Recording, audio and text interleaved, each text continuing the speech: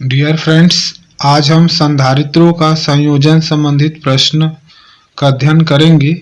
जैसा कि आप स्क्रीन पर देख रहे हैं, पहला प्रश्न, निम्न परिपथ में ए और बी के बीच तुल्य धारिता ज्ञात कीजिए। ये आपके पास परिपथ दिया गया है। इस परिपथ में ए और बी के बीच हमें तुल्य धारिता ज्ञात करनी है। तो सबसे पहले इस तरह के प्रश्नों को हल करने के लिए हमें परिपथ को समझना होता है। तो यहाँ पर देख रहे हैं ए और बी के बीच ये वाला जो आपका धारिता है, संधारित्र है, ये श्रेणी क्रम में लगा हुआ है। परंतु ये जो आपका 2 माइक्रोफैराड का जो संधारित्र लगा हुआ है, कैपेसिटर जो लगा हुआ है, वो समानांतर क्रम में लगा हुआ है। तो सबसे पहले इसी को हम हल करेंगे। तो देखते हैं 2 माइक्रोफैराड के दो संधारित्र समानांतर क्रम में जुड़े हुए हैं। तो हमारा फार्मूला हो जाएगा C' equal C1 plus C2, दोनों को जोड़ देंगे 2 प्लस 2, देन आ जाएगा 4 माइक्रोफैराड। अब दोनों को हल करने पर, इन दोनों को हल करने पर हमारा आंसर आया है 4 माइक्रोफैराड। तो इस जगह हम 4 माइक्रोफैराड के कैपेसिटर का सिंबल बना देंगे। तब हमारा परिपथ क्या होगा उसको देखते हैं। देखिए, अब जो पहला चित्र था, यहाँ पर देखिए हमने क्या लगा दिया, 4 माइक्रोफैराड का कैपेसिटर लगा दिया। तब ए और बी के बीच 2 माइक्रोफैराड और 4 माइक्रोफैराड का कैपेसिटर हो गया। अब देखेंगे कि ये जो परिपथ है, ए और बी के बीच जो परिपथ है, ये श्रेणी क्रम में जुड़े हुए हैं। अतः श्रेणी क्रम में हमारा फार्मूला क्या हो जाएगा, 1/CAB। CAB क्यों लिख रहा हूँ कि अब फाइनली इसको हम हल कर रहे हैं ए से डी तक, इसलिए 1/CAB equal 1/C1 plus 1/C2 plus 1/C3। ये संधारित्र का श्रेणी क्रम संयोजन के लिए फार्मूला है। अब इस फार्मूले में हम क्या करेंगे, मान को पुटअप कर देंगे। जैसा आप देख रहे हैं, पहला संधारित्र 2 है, दूसरा है 4 है और तीसरा है 2 है। तो फार्मूले में पुटअप कर दिया 1/CAB इक्वल 1/2 प्लस 1/4 प्लस 1/2। अब इसको हम हल करेंगे। तो हल करने पर आप देख रहे हैं 2, 4, 2 कैल्शियम ले लूँगा तो 4 आएगा। फिर इसको हम अरेंज करेंगे तो 4 को 2 से डिवाइड करूँगा तो 2 आएगा। फिर 4 को 4 से डिवाइड करूँगा तो 1 आएगा। फिर 4 को 2 से डिवाइड करूँगा तो 2 आएगा। इस तरह हम इसको क्या करेंगे, अरेंज करके हल कर लेंगे। फिर आप देखेंगे 1/CAB इक्वल 2 प्लस 1 प्लस 2/4, 5/4 आया है। अब इस उल्टा करने के पश्चात CAB इक्वल 4/5। अब इसको डिवाइड कर दूंगा तो हमारा आंसर आ जाएगा 0.8 माइक्रोफैराड।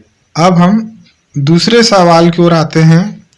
प्यारे बच्चों, निम्नलिखित परिपथ में बिंदुओं ए और बी, ये बिंदु ए है और ये बिंदु बी है, के बीच परिणामी धारिता ज्ञात करनी है। तो आप लोग देख रहे हैं ए और बी के बीच एक कैपेसिटर लगा है, एक संधारित्र लगा है जो श्रेणी क्रम में है। और ए से बी के बीच यहाँ पर देखिए 3 लगा हुआ है। ये तीनों कैसे हैं, ये श्रेणी क्रम में है। तो सबसे पहले हम इस परिपथ को व्यवस्थित करेंगे। पुनः एक बार देखिए मैं क्या बताना चाह रहा हूँ। इस परिपथ में देखिए ए और बी के बीच केवल एक संधारित्र लगा हुआ है 9 माइक्रोफैराड का, परंतु ए और बी के बीच आप यहाँ से ऐसे देखिए 3 कैपेसिटर लगा हुआ है, 9 माइक्रोफैराड, 9 माइक्रोफैराड, 9 माइक्रोफैराड। ये तीनों जो है श्रेणी क्रम में है। तो सबसे पहले हम परिपथ को सुव्यवस्थित कर लेंगे। आइए देखते हैं दिए गए परिपथ को सुव्यवस्थित करने पर। तो देखिए हम सुव्यवस्थित कर रहे हैं। ए और बी 2 पॉइंट बना दिए हमने, ए और बी।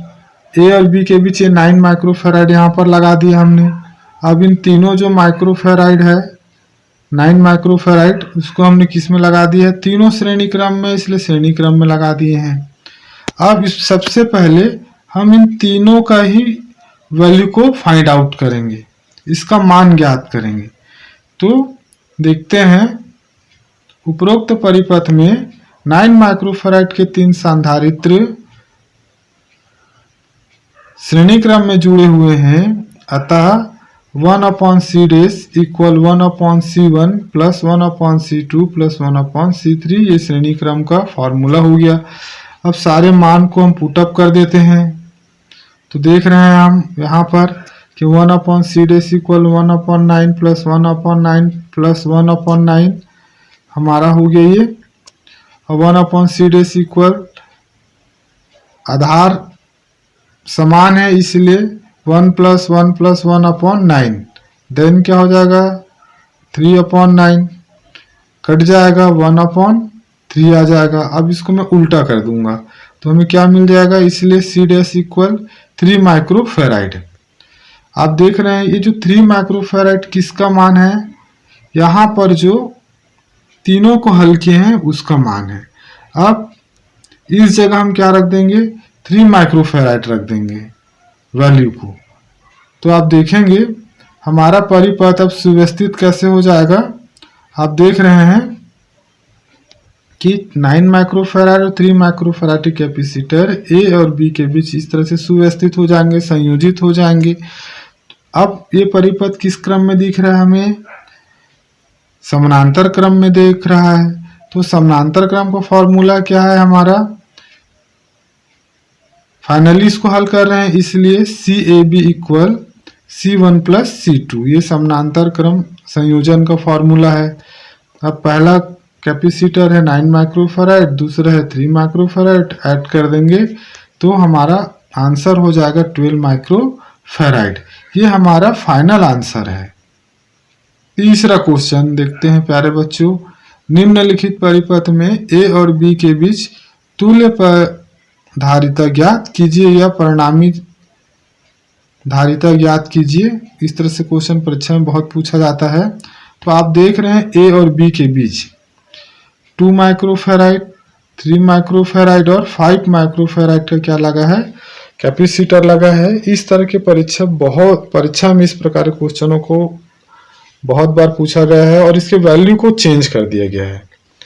तो आप देख रहे हैं A और B के बीच जो ये पासिंग एक लूप बना दिया गया है, इससे बच्चे कंफ्यूज हो जाते हैं। तो इस तरह के जो क्वेश्चन होते हैं कठिन नहीं होते हैं, इसी तरह के क्वेश्चन को हमें पहचानना पड़ता है। तो आप देखेंगे कि हम जब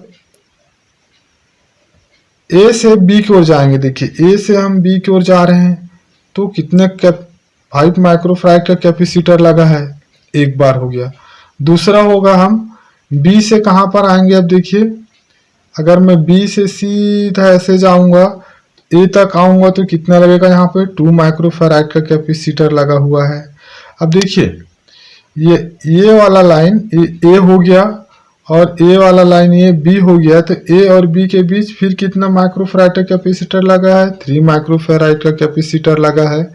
तो कुल मिला के इस प्रकार का जो परिपथ होता है ये समानांतर क्रम में संयोजित होता है। तो अब हम आगे देखते हैं कि दिए गए परिपथ में तीनों जो संधारित्र हैं A और B के बीच समानांतर क्रम में निम्न अनुसार संयोजित होगा। देखिए A और B के बीच हम इसे जो परिपथ है इस परिपथ को इस प्रकार से हम संयोजित कर लिए हैं। ये जो परिपथ है उसे हम इस प्रकार से संयोजित कर लिए हैं। देखिए A और B के बीच 5 माइक्रोफैराड का कैपेसिटर, फिर देखिए B से A के बीच 2 माइक्रोफैराड का कैपेसिटर। अब A वाला पॉइंट क्या हो गया A वाला पॉइंट क्या हो गया B, और A और B के बीच 3 माइक्रोफैराड का कैपेसिटर। तो ये जो परिपथ है समानांतर क्रम में संयोजित है, इसलिए अब इसमें A और B के बीच हम जो है समानांतर क्रम का डायरेक्ट फार्मूला पुटअप कर देंगे। तो आप देखेंगे कि समानांतर क्रम का जो फार्मूला है CAB equal C1 plus C2 plus C3। यहाँ पे डायरेक्ट मान रख देंगे 5 प्लस 3 प्लस 2, देन हमारा फाइनल आंसर आ जाएगा 10 माइक्रो फेराइड। अब हम नेक्स्ट क्वेश्चन की ओर चलते हैं। प्यारे बच्चों, इस क्वेश्चन को बहुत ध्यानपूर्वक देखेंगे। ये क्वेश्चन नंबर 4 है। निम्न परिपथ में A और B के बीच तुल्य धारिता ज्ञात कीजिए। देखिए, A पॉइंट A है, A पॉइंट B है। अब यहाँ पे हमें तुल्य धारिता ज्ञात करनी है। सबसे पहले इस परिपथ को देख के आपको घबराना नहीं है। परिपथ को बारीकी से पहचानना है कि ये श्रेणी क्रम में है या समानांतर क्रम में है। देखिए यहाँ पर क्या है, लूप बना हुआ है, पहचानिए। 2 माइक्रोफेराइड 2 माइक्रोफेराइड, यहाँ पर देखिए, यहाँ ऐसे और ऐसे, ऐसे और ऐसे, तो यहाँ पर 2 माइक्रोफेराइड जो है श्रेणी क्रम में जुड़े हुए हैं। जब इस 2 माइक्रोफेराइड को हम श्रेणी क्रम में हल कर लेंगे, तब आप देखेंगे कि जो 1 माइक्रोफेराइड का कैपेसिटर है वो 2 माइक्रोफेराइड के कैपेसिटर के साथ फिर से वो समानांतर क्रम में आ जाएंगे। उसके बाद फिर वाली लूप को हल करेंगे तो फिर ये श्रेणी क्रम में आ जाएगा। फिर उसके बाद 1 माइक्रोफेराइड कैपेसिटर समानांतर क्रम में आ जाएगा। फिर ये वाला जो लूप है आपका, ये श्रेणी क्रम में आ जाएगा और समानांतर क्रम में आ जाएगा। तो इस तरह से ये जो आपको परिपथ दिया गया है, इस परिपथ में एक बार श्रेणी क्रम में प्रोसेस होगा और एक बार समानांतर क्रम में। इस तरह से क्रम कंटिन्यू बढ़ते जाएगा। इसलिए हम इस परिपथ को कैसे हल करेंगे, देखिए उपरोक्त परिपथ में, इस परिपथ को देखिए, उपरोक्त परिपथ में 2 माइक्रोफेराइड और 2 माइक्रोफेराइड के दो संधारित्र श्रेणी क्रम में जुड़े हैं। अतः श्रेणी क्रम को फॉर्मूला लगा देंगे 1/C dash equal 1/C plus 1/C2। Value put up कर दिया, 1/2 प्लस 1/2, 2/2 देन 1। या इसको हम उल्टा कर देंगे तो C डैश का मान हो जाएगा हमारे पास C डैश का मान आ जाएगा 1 माइक्रोफेराइड। अब जिस तरह मैंने पहले कहा आपको कि जब 2 माइक्रोफेराइड के कैपेसिटर को हल किया तो मेरा आंसर कितना आया, 1 माइक्रोफेराइड। तो इन दोनों की जगह अब क्या आ जाएगा, 1 माइक्रोफेराइड आ जाएगा। जब 1 माइक्रोफेराइड आ जाएगा, ये इस तरह से आ जाएगा 1 माइक्रोफेराइड कैपेसिटर। तो देखेंगे ये जो पहले से ऑलरेडी 1 माइक्रोफेराइड है और ये 1 माइक्रोफेराइड, ये दोनों को इस क्रम में आ जाएंगे, अब समानांतर क्रम में आ जाएंगे। तब हम इसको कैसे हल करेंगे देखते हैं। अब देखिए 2 माइक्रोफेराइड को हल करने के बाद कितना है, C डैश इक्वल 1 माइक्रोफेराइड। उसके बाद ये ऑलरेडी 1 माइक्रोफेराइड है। यहाँ पर ये दोनों को हल करने पर जो वैल्यू आई है, ये दोनों को हल करने पर जो वैल्यू प्राप्त हुई है, इसको हल करने पर C डैश इक्वल 1 माइक्रोफेराइड, ऑलरेडी ये 1 माइक्रोफेराइड। दोनों जो संधारित्र हैं वो कौन से क्रम में है, समानांतर क्रम में जुड़े होंगे। इसलिए मैंने यहाँ पर C डैश इक्वल 1 प्लस 1 लिख दिया है, क्योंकि फार्मूला क्या है, समानांतर क्रम में C double dash equal C1 plus C2, अर्थात दोनों जुड़ जाएंगे। तो 1 प्लस 1 कितना हो जाएगा, 2 माइक्रोफेराइड। इसी तरह ये क्रम जो है बढ़ते ही रहेगा, एक बार श्रेणी क्रम और एक बार समानांतर क्रम। तो हम पाएंगे A और B के बीच जो तुल्य